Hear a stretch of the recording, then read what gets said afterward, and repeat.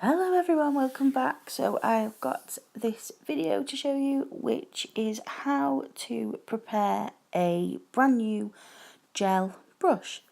It is totally different to how you would prepare an acrylic brush. So this is the Crystal Nails Nero Merlot 2 brush, and I've got my hands on this for applying royal gel over the entire nail.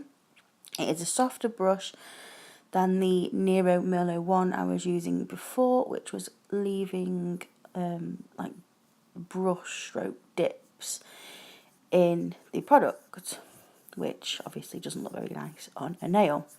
So the first thing you want to do, which is the same for any brush you get, is you want to start flicking and prising that gum out of the brush. So as you can see, as I move my finger around, and it looks like I'm being quite aggressive, but I'm not. This is sped up. Otherwise it would have been forever.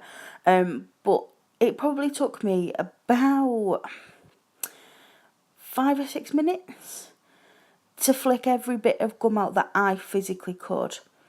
So you want to just work it backwards and forwards, and you can see the gum. It's that like white, chalky, little strand, hair-like looking fibrous stuff.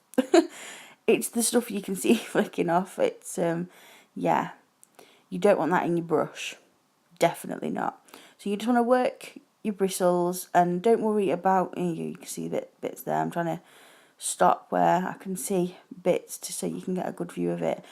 But you want to work this until you've got as much of it out as you absolutely possibly can. If you don't get it out, your brush won't work as well for you. Your products will become contaminated. You know, it's worth, you spent money on a brush.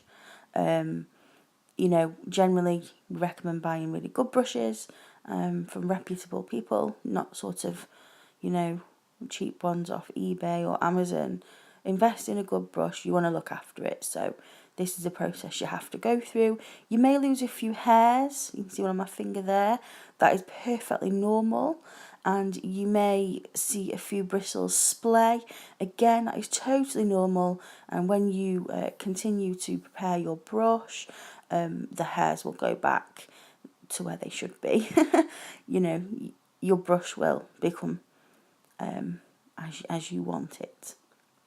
So I'm just going to flick the rest of this product out. I have sped this up, but it's not a quick process, and I will come back when we are on to the next step.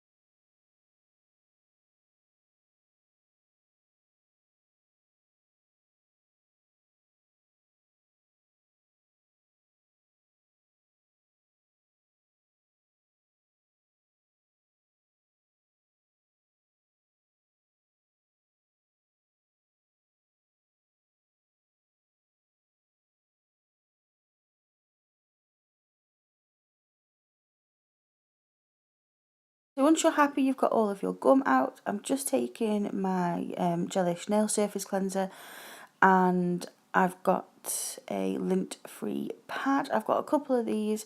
If I've used any forms, any nail forms, I will use those, the backing paper from them. So you want to waft and wipe, as I call it. It's not very technical, and we did this. This came up in a live feed in our YouTube, in our Facebook group, and everyone was killing themselves.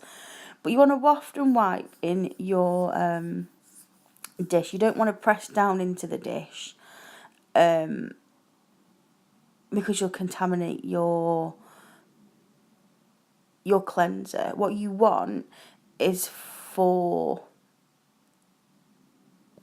the bits that are left in to come out in this bit. So I've taken some top coat, and now I am pulling my brush through that top coat. So I don't want the bits of gum to come out into my cleanser. I want them to come off. And again, I'm wafting in, not touching the sides, and I'm wiping both sides on a clean piece of lint-free wipe. Again, you know, you can use backing paper for this bit here with your top coat. So I've got a new piece, and I've got a new blob of top coat, and again I'm pulling my brush through that top coat. One, it conditions all of your bristles, and two, it will, because top coat is nice and thick, it will pull out any pieces of the gum that's left in there. So wafting and wiping, I'm not touching the sides. Very technical term. And I will do that 3 times, and here we have the brush ready to go. Thank you for watching.